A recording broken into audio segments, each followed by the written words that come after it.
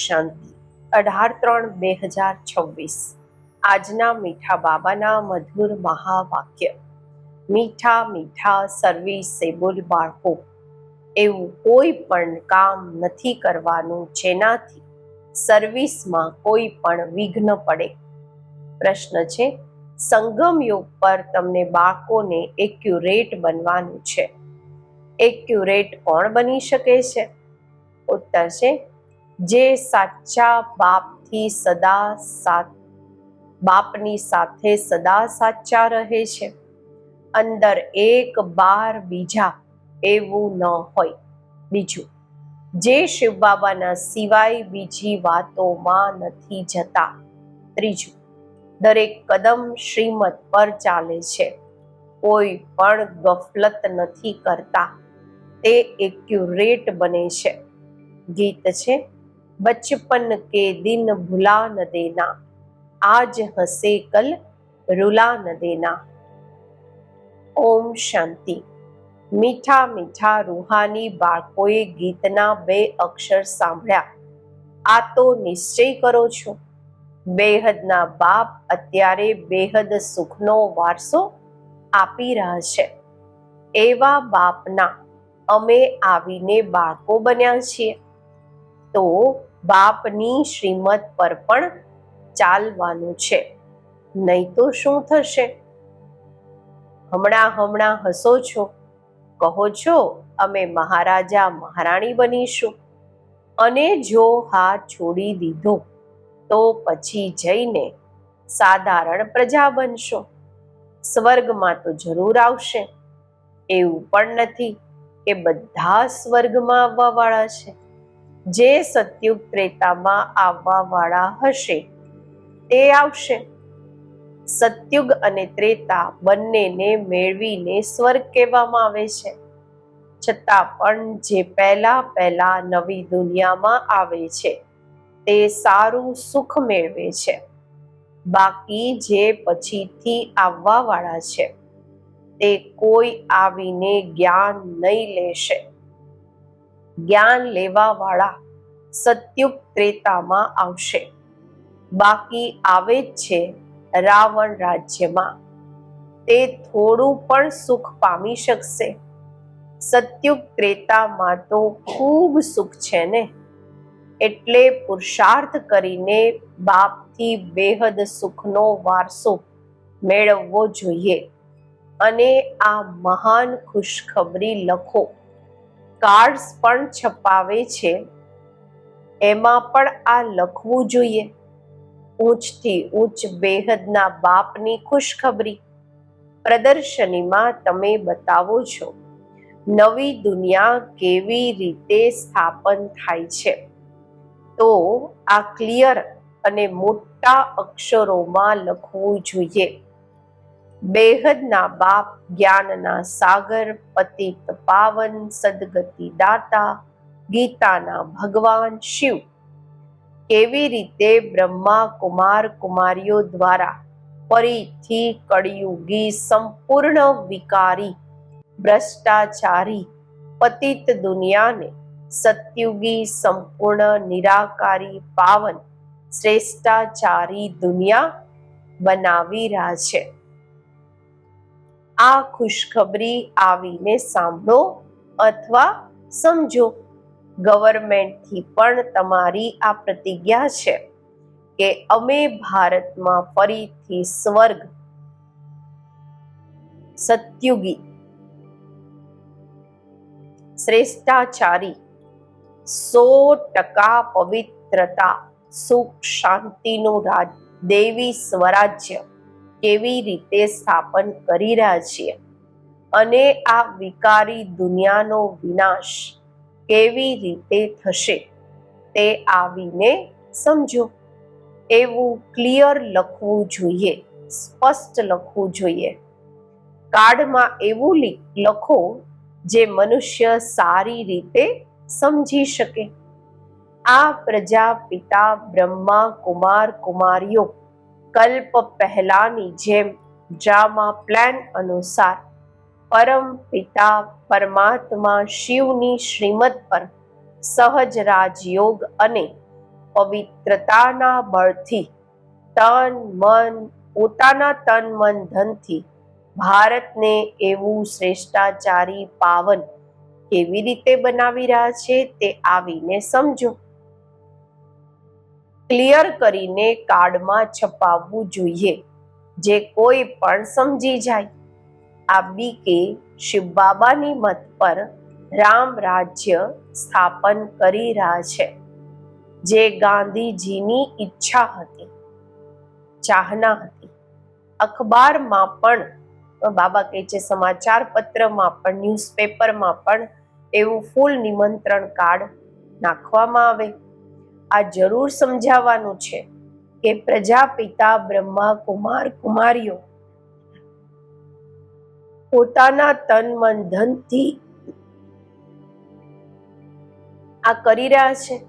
તો મનુષ્ય એવું ક્યારેય ન સમજે કે આ કોઈ ભીખ કે ડોનેશન વગેરે માંગે છે. દુનિયામાં તો બધા ડોનેશન પર જ ચાલે છે.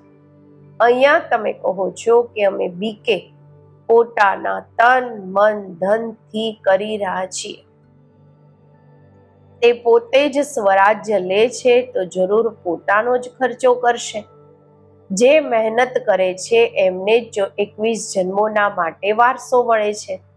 ભારતવાસી જ 21 જન્મોના માટે શ્રેષ્ઠાચારી ડબલ સિરતાજ બને છે. આ લક્ષ્મી નારાયણ ડબલ સિરતાજ છે ને. અત્યારે તો કોઈ તાજ નથી રહ્યો, તો આ સારી રીતે સમજાવવું પડે. બાપ સમજાવે છે એવું લખો તો બિચારાઓને ખબર પડે કે બીકે શું કરી રહ્યા છે. મોટાઓનો આવાજ હશે તો પછી ગરીબોનું પણ સાંભળશે, નહીં તો ગરીબની કોઈ વાત નથી સાંભળતા. સાહુકારનો અવાજ જટ થાય છે. તમે સિદ્ધ કરીને બતાવો છો કે અમે ખાસ ભારતને સ્વર્ગ બનાવીએ છીએ, બાકી બધાને શાંતિધામમાં મોકલી દઈશું. સમજાવવાનું પણ એવું છે. ભારત 5000 વર્ષ પહેલા આવું સ્વર્ગ હતું. અત્યારે તો કળિયુગ છે, તે સતયુગ હતું. હવે બતાવો સતયુગમાં કેટલા વ્યક્તિઓ હતા? અત્યારે તો કળિયુગનો અંત છે. આ તે જ મહાભારત મહાભારી લડાઈ છે. બીજા કોઈ સમયે તો એવી લડાઈ લાગી જ નથી. આ પણ થર્ડ વોર પાછળથી થઈ છે. ત્રીજું યુદ્ધ, વિશ્વયુદ્ધ પાછળથી થયું છે. ટ્રાય કરે છે ને. અત્યારે તો એટોમિક બોમ્બ્સ બનાવતા રહે છે. કોઈની પણ સાંભળતા નથી. તે કહે છે જે બોમ્બ્સ બનાવેલા છે તે બધા સમુદ્રમાં નાખી દો તો અમે પણ નહીં બનાવશું. તમે રાખો અને અમે ન બનાવીએ, આ કેવી રીતે થઈ શકે? પરંતુ તમે બાળકો જાણો છો, આ તો ભાવિ બનેલી છે. કેટલું પણ એમને કોઈ મત આપે, સમજશે નહીં. વિનાશ ન હોય તો રાજ્ય કેવી રીતે કરશે? તમને બાળકોને તો નિશ્ચય છે ને. સંશય બુદ્ધિ જે છે તે ભાગંતી થઈ જાય છે, ટ્રેટર બની જાય છે. બાપના બનીને પછી ટ્રેટર નથી બનવાનું. આજે બાબા કહે છે શિવ બાબાના બન્યા પછી એના વિરોધમાં ઉલટું નથી બોલવાનું. તમારે તો યાદ કરવાના છે શિવ બાબાને. બીજી વાતોથી શું ફાયદો? સાચા બાપની સાથે સાચા બનવાનું છે. અંદર એક, બારમાં બીજી રાખશો તો પોતાનું જ પદ ભ્રષ્ટ કરી દેશો, પોતાનું જ નુકસાન કરશો.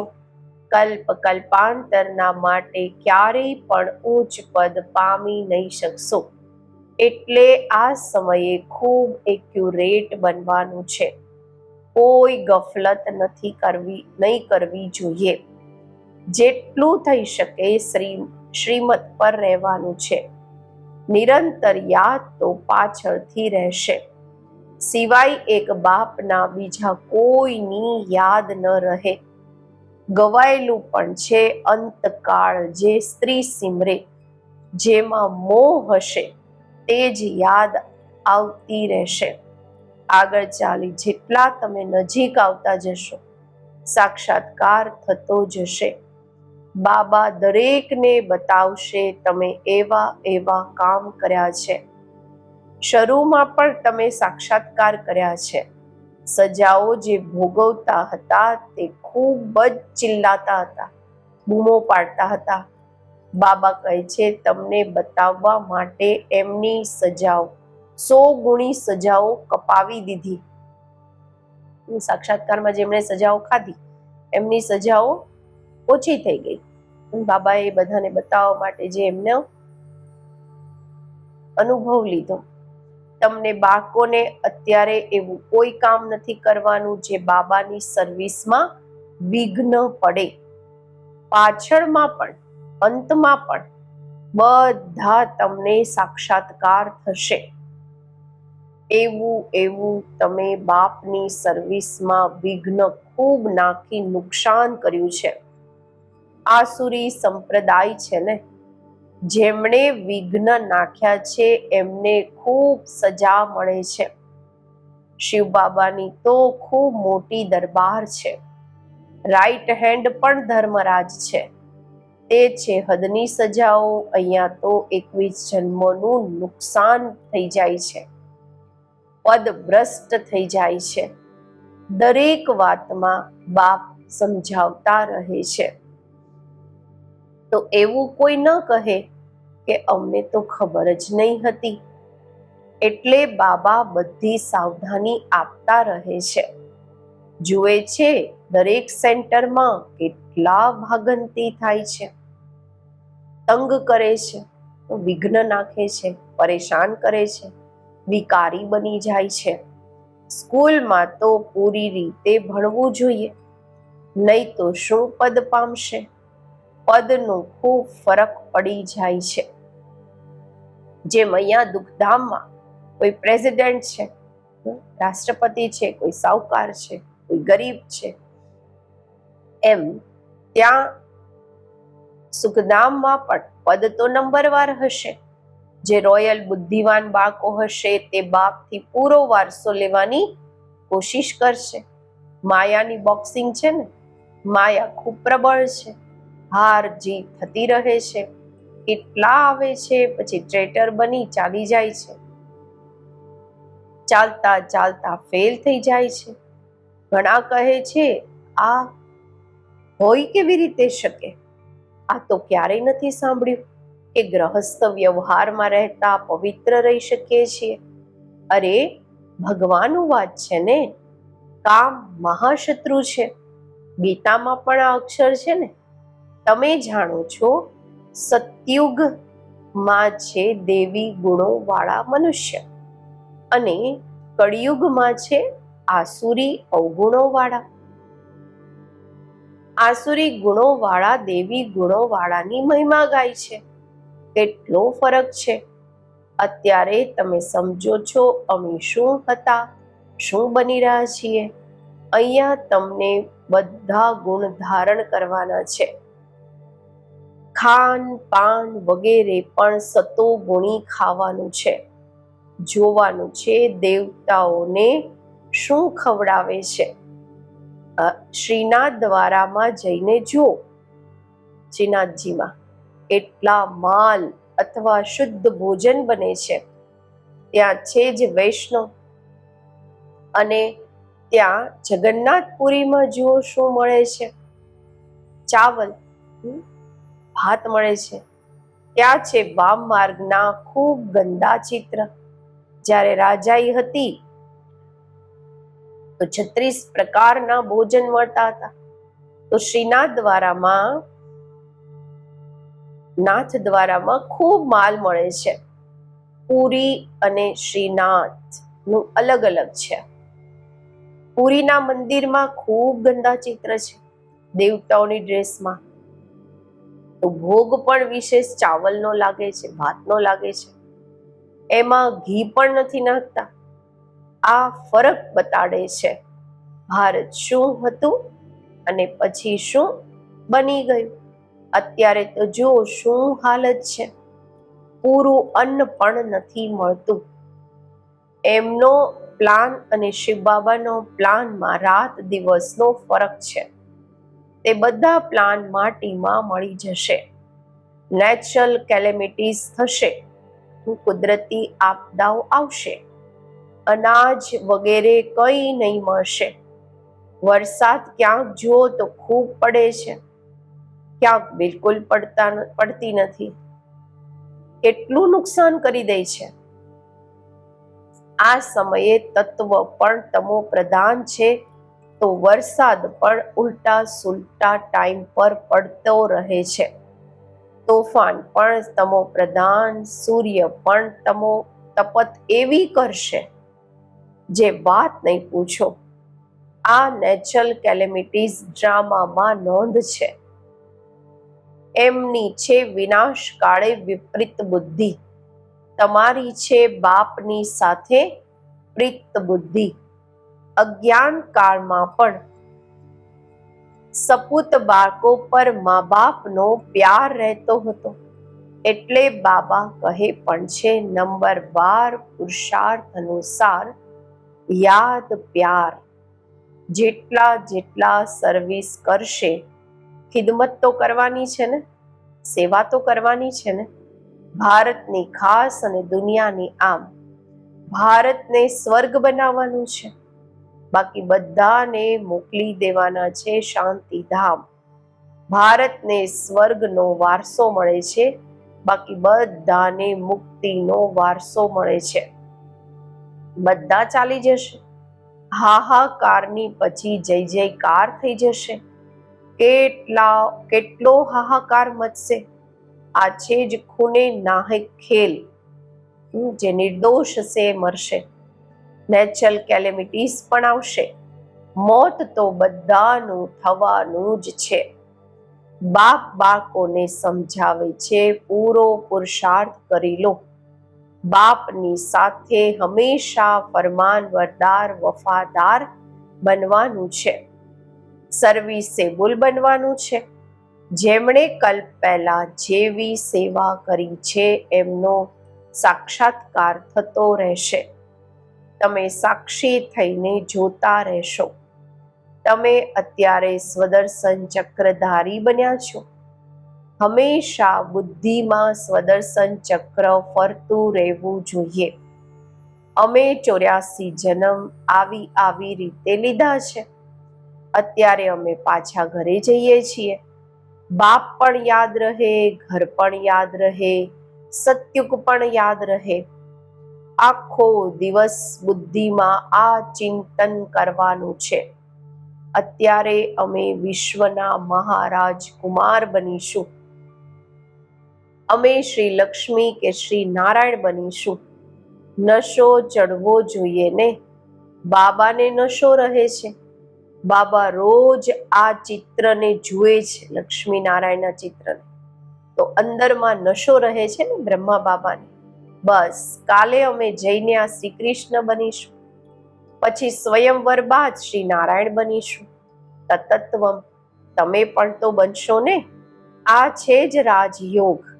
પ્રજાયોગ છે ને. આત્માઓને ફરીથી પોતાનું રાજ્ય ભાગ્ય મળે છે.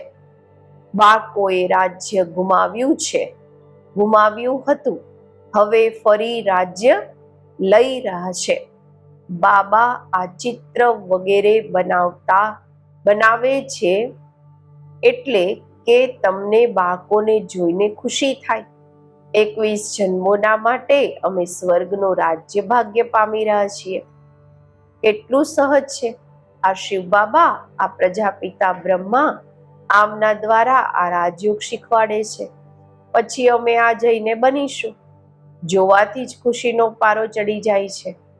અમે બાપની યાદમાં રહેવાથી વિશ્વના રાજકુમાર બનીશું. કેટલી ખુશી રહેવી જોઈએ. અમે પણ ભણી રહ્યા છીએ, તમે પણ ભણી રહ્યા છો. આ ભણવાના પછી અમે જઈને આ બનીશું. તો બધો આધાર ભણવા પર છે. જેટલા ભણશો એટલી કમાઈ થશે ને. બાબાએ બતાવ્યું છે, કોઈ સર્જન તો એટલા હોશિયાર હોય છે જે લાખ રૂપિયા પણ એક કેસમાં કમાય છે. બેરિસ્ટર્સમાં પણ એવું હોય છે, વકીલોમાં પણ એવું છે, કોઈ ડોક્ટરોમાં પણ એવું છે, કોઈ તો ખૂબ કમાય છે, કોઈને જુઓ તો કોટ પણ ફાટેલો હોય છે. આ પણ એવું છે. એટલે બાબા વારંવાર કહે છે, બાળકો કોઈ પણ ગફલત નહીં કરો, હંમેશા શ્રીમત પર ચાલો. શ્રી શ્રી શિવ બાબાથી તમે શ્રેષ્ઠ બનો છો. તમને બાળકોને બાપે અનેકવાર તમે બાળકોએ બાપ પાસેથી અનેકવાર વારસો લીધો છે અને ગુમાવ્યો છે.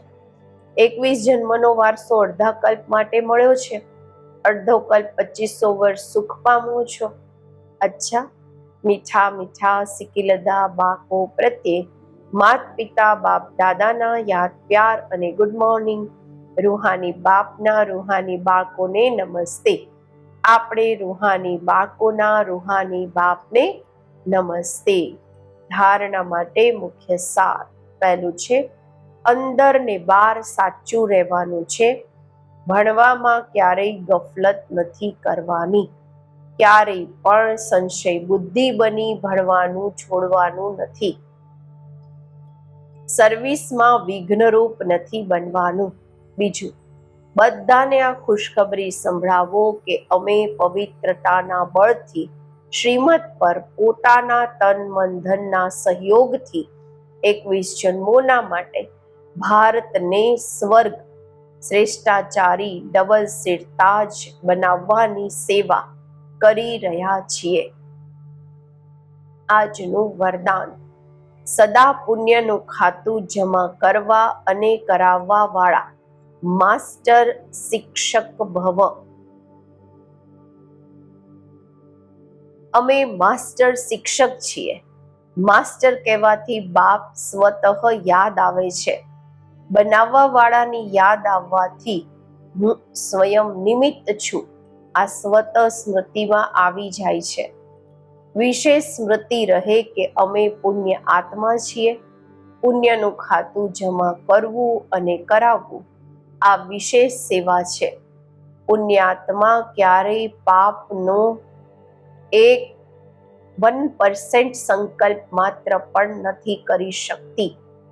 માસ્ટર શિક્ષકમાંના સદા પુણ્યનું ખાતું જમા કરવું અને કરાવવા વાળા બાપ સમાન. સ્લોગન છે, સંગઠનના મહત્વને જાણવા વાળા સંગઠનમાં જ સ્વયંની સેફટીનો અનુભવ કરે છે. આ વ્યક્તિ સારા નિશ્ચયના ફાઉન્ડેશનને મજબૂત કરી સદા નિર્ભય અને નિશ્ચિંત રહો. જે જેટલા નિશ્ચય બુદ્ધિ હશે એટલા જ બધી વાતોમાં વિજયી હશે. નિશ્ચય બુદ્ધિની ક્યારેય હાર નથી થતી. હાર થાય છે તો સમજવું જોઈએ કે નિશ્ચયની કમી છે. નિશ્ચય બુદ્ધિ વિજયી રત્નોમાંથી અમે એક રતન છીએ એવું પોતાને સમજવાનું છે. કોઈ પણ વિઘ્ન આવે તો એને પેપર સમજી પાસ કરવાનો છે. વાતને નથી જોવાની પરંતુ પેપર સમજીને પાસ થવાનું છે. ઓમ શાંતિ.